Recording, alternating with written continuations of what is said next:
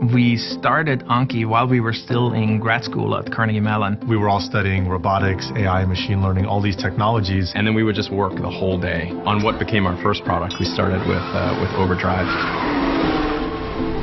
All robots in movies I can think of have a very interesting, well-defined personality. That's why we connect with them, and that's why we love them. We've had this promise in science fiction of all the robots that could exist.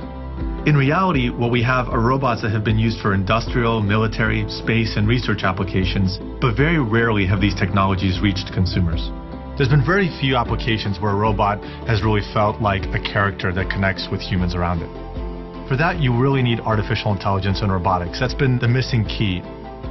We had developed enough of the technology and underlying infrastructure to really bring a character to life in the real world.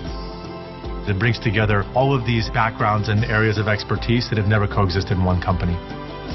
Mechanical engineering, robotics, AI, computer vision to world-class animators, sound engineers, game designers. And that's where Cosmo comes in. This is Cosmo. Cosmo is a rambunctious little kid. A little bit mischievous. He's smart. A lot of robot in a very small package. All the technology inside of Cosmo is really there for one reason, to bring the magic of robotic character to life. It's a very complex system and has 4 transmissions inside of it with probably 40 or 50 gears. Each robot is made out of over 300 different parts. There's the AI systems, The robotics, accelerometers, the animation, gyros, the computer vision. We're running an extremely complicated artificial intelligence inside the robot, which needs to make thousands and thousands of decisions per second. He's a mobile manipulator. He can drive around the world. He can see you. He can recognize you. He looked up at me and his eyes went, whoa.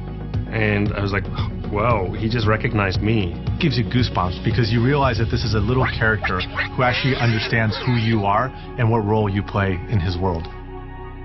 Figuring out the path to a unique personality it's an ongoing question. I think we did about 40-50 studies on just little nuances. Looking at the interface with the monitor, where the eyes are going to look at you, Cosmo moves the head and follows you. Every little detail had its special attention paid to it.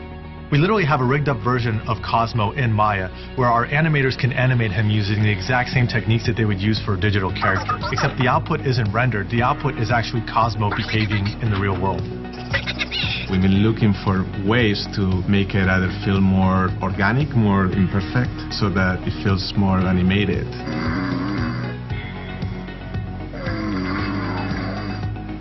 Sound is a critical piece. It's the one dimension where we have full control, just like in a movie or a video game.